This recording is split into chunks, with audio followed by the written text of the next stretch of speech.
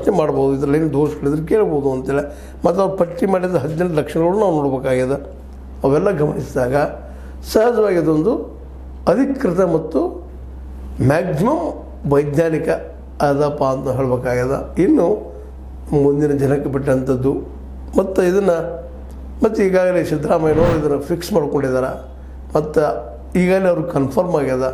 ಯಾಕಂದರೆ 85% ಜನ SC ST ಅಂದರೆ ದಲಿತರು ಮತ್ತು ಆದಿವಾಸಿಗಳು, ಜೊತೆಗೆ OBC ಅಂದರೆ ಹೇಳಿದ ಇವೆಲ್ಲ ಪಟ್ಟಿಗಳು ಹಿಂದುಳಿದ ವರ್ಗದವರು, ನಂತರ ನಿಮಗೆ ಹೇಳುವಂಗೆ ಮೈನಾರಿಟೀಸ್ ಅಲ್ಪಸಂಖ್ಯಾತರು, ಇವ್ರು ಕೂಡಿದರೆ 85% ಆಗ್ತದೆ.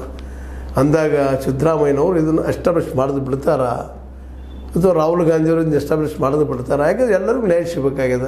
ಒಂದು ಅವ್ರ ರಾಜಕೀಯ ಲಾಭ ಅದ, ಎರಡನೇದು ಎಲ್ಲರಿಗೂ ನ್ಯಾಯ ಸಿಗಬೇಕಾಗ್ಯದ. ಯಾರೆಷ್ಟು ಪ್ರಮಾಣದಲ್ಲಿದ್ದಾರೆ ಅವ್ರಿಗೆ ಸಿಗಲಿ ಅನ್ನೋದು ಸಾಮಾನ್ಯವಾಗಿ ಎಲ್ಲರ ಬಯಕೆ ಆಗ್ಯದ.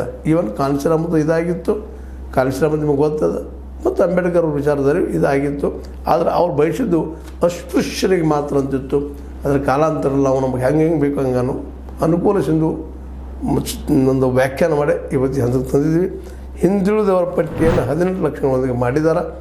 ಇವು ಈ ರೀತಿ ಇದ್ದಾವ. ನಿಮಗಿದು ಈ ನಮ್ಮ ಕಾಂತರಾಜ್ ವರದಿಯ ಒಂದು ಒಳ ಹೂರಣ. ಇದು ನಿಮಗೆ ಇಷ್ಟ ಆದರೂ ಆಯಿತು, ಇಷ್ಟ ಆಗದೇ ಇದ್ದರೂ ಅದು ಎಸ್ಟಾಬ್ಲಿಷ್ ಆಗೋದು, ಹೊರಗೆ ಬರೋದು ಗ್ಯಾರಂಟಿ ಆಗಲಿಕ್ಕತ್ತದ. ಸಿದ್ದರಾಮಯ್ಯನವರು ಇದನ್ನು ಅಡಾಪ್ಟ್ ಮಾಡೋದ್ರಲ್ಲೇ ಯಾವ ಸಂಶಯನೂ ಇಲ್ಲ ಅಂಥೇಳಿ ಭಾಳಷ್ಟು ಜನ ಮಾತಾಡ್ತಿದ್ದಾರೆ. ಇದು ಹಿಂದುಳುವಿಕೆಯ ಹಿಂದಿದ್ದಕ್ಕೆ ಕಾರಣಗಳೇನು ಅಂತೂ ಎಲ್ಲ ಬಿಡುಗಡೆ ಮಾಡಿದಂಥ ಲಿಸ್ಟ್ ಅದ. ಯಾರು ಎಷ್ಟೆಷ್ಟು ಕಲಿತಾರ, ಯಾರು ಎಷ್ಟು ಟೆಕ್ನಿಕ್ ಮುಂದೆ ಹೋಗಿದ್ದಾರೆ, ಉದ್ಯೋಗಗಳು ಎಷ್ಟು ಅದಾವ, ಎಲ್ಲ ಲಿಸ್ಟ್ ನಿಮಗೆ ಸಿಗ್ತದೆ ಇಂಥ ದಿನಗಳಲ್ಲೇ. ಇದು ಆದಷ್ಟು ಹೆಚ್ಚಿಗೆ ವೈಜ್ಞಾನಿಕವಾಗಿದೆ ಅಂತೇಳಿ ಸಾಮಾನ್ಯವಾದ ನಂಬಿಕೆ. ನೀವೇನಂತೀರಿ?